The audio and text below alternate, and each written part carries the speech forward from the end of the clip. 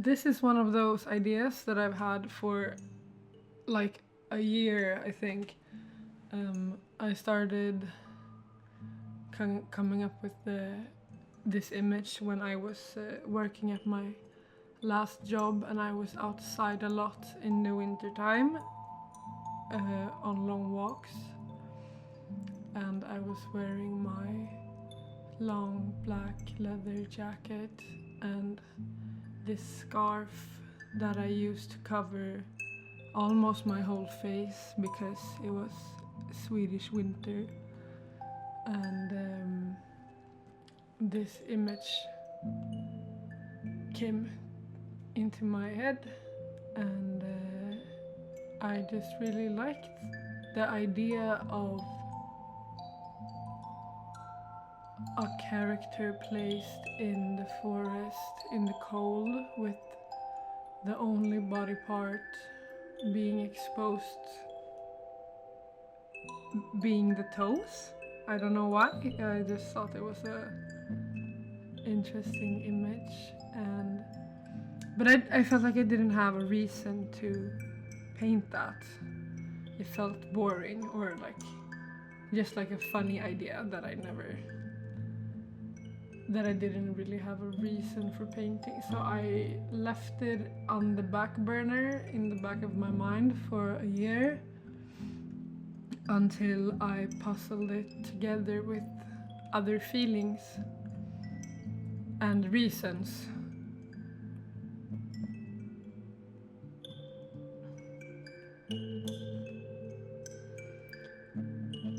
This is inspired by two things.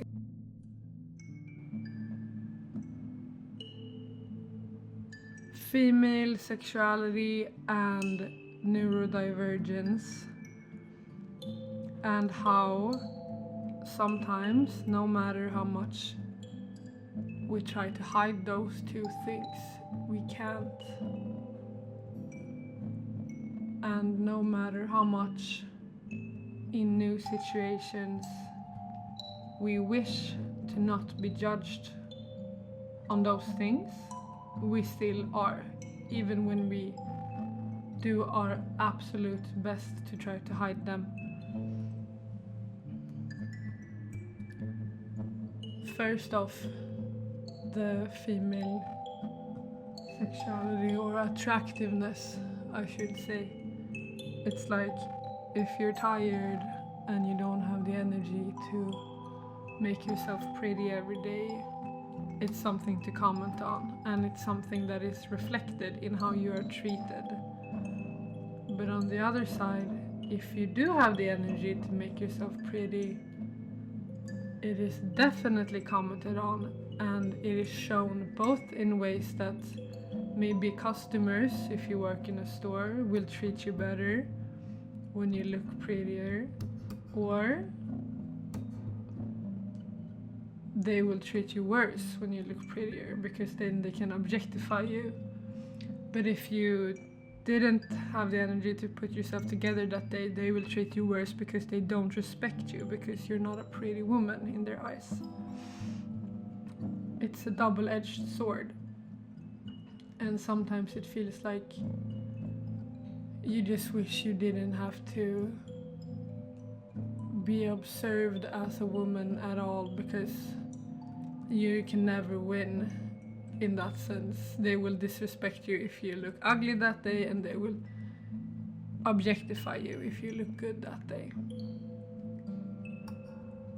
On the other hand, the neurodivergence thing, it's like specifically in like more professional settings. I guess this doesn't matter when you're with your friends, of course, because if you are neurodivergent, usually all your friends are too. But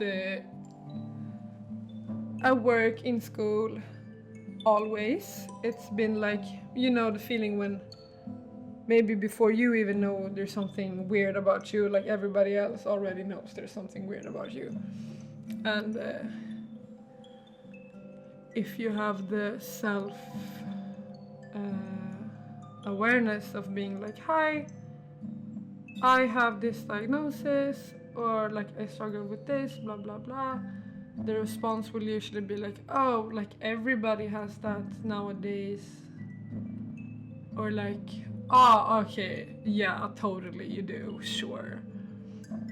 But if you don't say that, there's it's gonna take like maximum a few days or a week, and then people start picking on you, like for exactly those things that you said you struggled with.